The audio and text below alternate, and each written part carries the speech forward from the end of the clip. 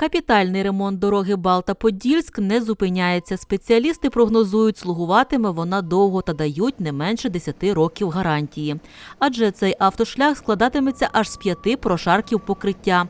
Наразі тут встановлюють нижній шар основи, ведуться земельні роботи та навіть знесено старий міст, аби зробити дорогу ширшою. Вже встигли оцінити переваги частково відремонтованого шляху і водії. Радіють, що нині пересуватися автівкою не лише безпечніше, але й значно швидше.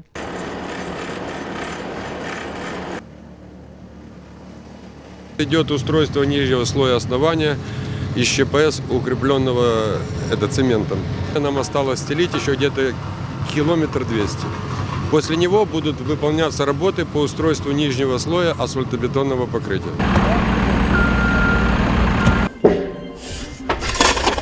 Облаштували тимчасову окружну дорогу, знесли міст та встановили спеціальні гофровані труби, оцинковані металом та полімерами, аби довше служили.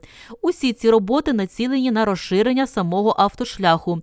Згідно проекту, різні ділянки дороги будуть завширшки від 8 до 12 метрів. Проектною організацією було продумано, щоб сюди вбудувати гофровані труби. Ми їх установили, обсипаємо, обжимаємо.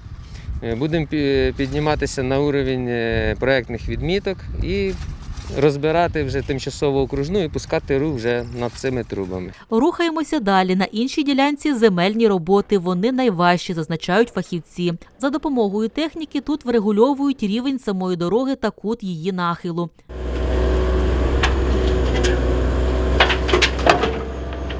Тут йде одновременно і розширення дороги, третя полоса, і новострійство, і пониження уровня. Проєктанти посчитали, що сильно високий уклон, значить його треба понизити. І от ми понижаємо там містами до 2 метрів. Сполучення між Балтою та Подільськом є дуже жвавим. Тут постійно курсує транспорт. Багато років цей автошлях був в аварійному стані. Місцеві жителі згадують, аби подолати лише 25 кілометрів, доводилося витрачати близько 2 годин.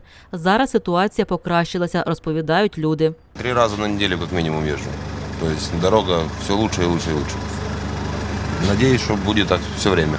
І 25 кілометрів можна було заїхати до 1,5-2 часа. А зараз скільки треба? Ну, я знаю, как сейчас же быстро не поедешь, и быстро не надо, но во всяком случае минут 30-40 нормально. Нагадаємо, через численні звернення до нардепа Олексія Гончаренка капітальний ремонт дороги розпочався восени 2019 року. Повністю завершити його планують вже восени нинішнього 2020-го. Єлизавета Анохіна, Юрій Балагула, Балінформкомпанія.